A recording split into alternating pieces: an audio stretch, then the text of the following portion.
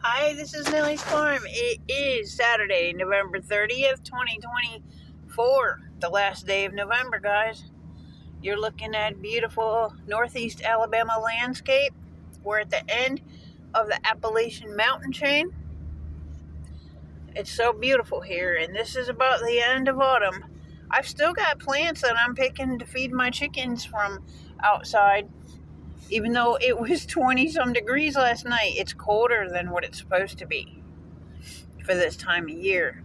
Even though they said this winter shouldn't be too bad, we're supposed to have a La Nina winter. We'll see about that.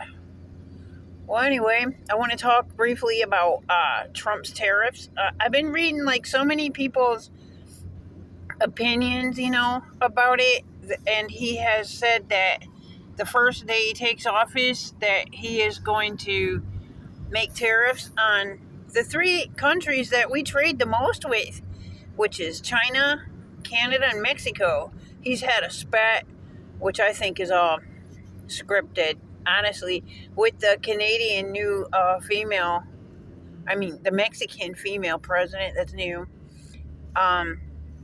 back and forth, supposedly. Look how pretty this is, guys. And she said, oh, you better not, blah, blah, blah, do those 25% tariffs. Well, some people say, hey, we will stop getting so much from China and more jobs for Americans. Okay, let me ask you this. What companies are going to run back to America to create the factories to make these things we would no longer have because we can't afford them? A lot of companies have moved out of China because of the tariffs. They've taken their business elsewhere so they can avoid that stuff. China's economy is like ours right now. It's absolutely in collapse. But that's what happens before a world war, guys. The world's economy collapses.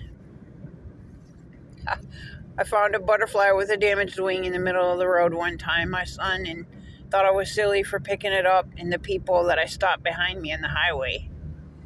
It broke my heart. I had to, and I put him in that field. I have a very, very sensitive conscience. Anyway, that was years ago.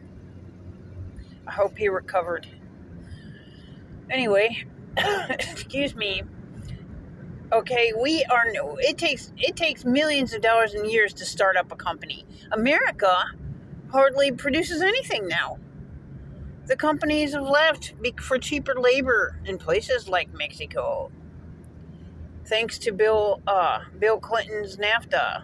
I remember when that happened. I'm old. It made it free trade or whatever between countries. It took our jobs.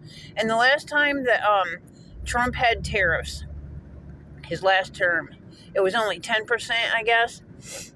A conservative, mind you, if you really think that Trump is a conservative.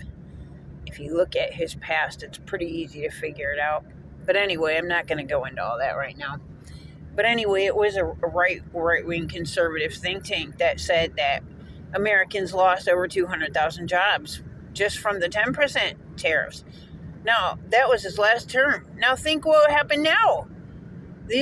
Nobody's coming back here, to create jobs and build new factories. No one has the money for it here. And not to mention, the migrants would probably get the jobs because they would be cheaper workers. Not that there's anything necessarily wrong with that, but they're not going to pay Americans a wage that we need to survive, even if there was new factories here. And that's just the way it is.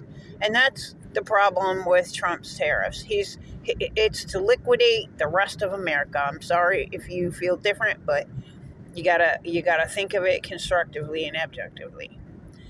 And I'm at my destination now, the discount store, and I hope you're having a great weekend.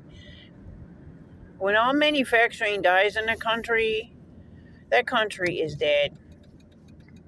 There's no coming back from that, I'm sorry to say. Nellie's Farm signing off.